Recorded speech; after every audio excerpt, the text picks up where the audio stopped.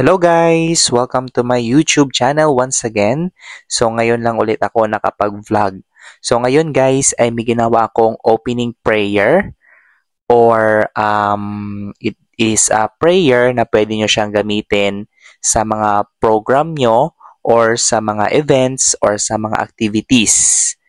Okay, so ginawa ko tong opening prayer para meron kang prayer na ma-render or ma-deliver towards people, towards the audience, at syempre, para na rin sa ating Lord Jesus.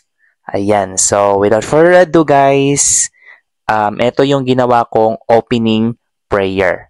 So, it is a need na dapat ay meron tayong opening program to commence our activity, our program, or our events. Ayan. Siyempre, dito ay very important ang ating opening prayer para mag-guide tayo ng ating poong may kapal in doing our activities successful and away from troubles and accidents. Ayan. So, ayan, at i-share ko na sa inyo yung aking ginawang opening prayer. Okay?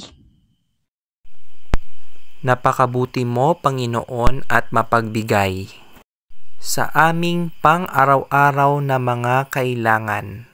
Ikaw ang aming buhay, kung kaya't kami ay naririto. Nagpapasalamat kami sa mga biyayang aming natatanggap, sa mga grasyang dumarating at sa iyong walang sawang pagmamahal sa amin.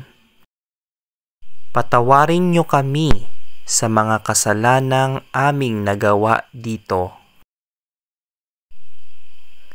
sa lupang iyong nilikha.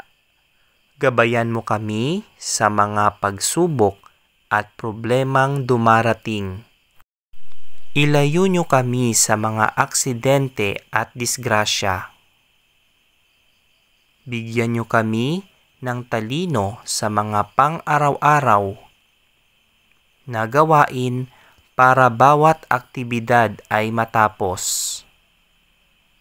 Ilayo niyo kami sa mga masasama at tulungan ang mga taong nandito para kinabukasan ng kanilang anak ay maasikaso.